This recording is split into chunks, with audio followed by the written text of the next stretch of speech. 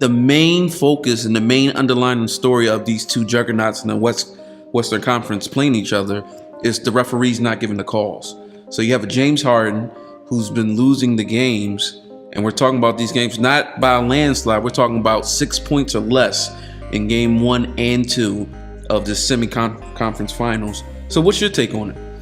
Is there a pattern with this kind of thing? Because with James Harden, and he couldn't be able to make those calls, it just feels like to me like it would be one thing if it was for one game, but since it was happening for the second game, it kind of got me thinking, okay, is there something else going on? Like, is this referee doing what he needs to do? Is there like a coincidence with this kind of thing?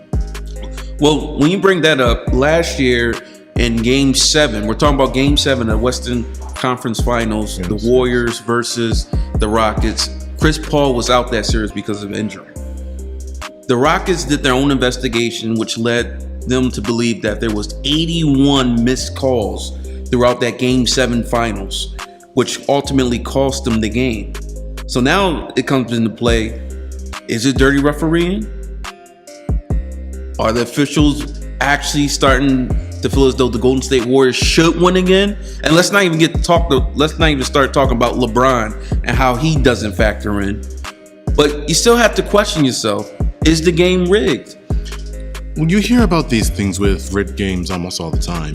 You know, people pulling these underlying schemes, you know, this, that, and the other. Hey, just here's this amount of money if you just not call this, if you don't call this, or you make sure that doesn't go through.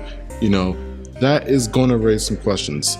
Because how are you a referee and you're not making these calls that you're supposed to be making? Someone's going to call into question your abilities for that point. But there's another factor that we have to involve. Online gambling.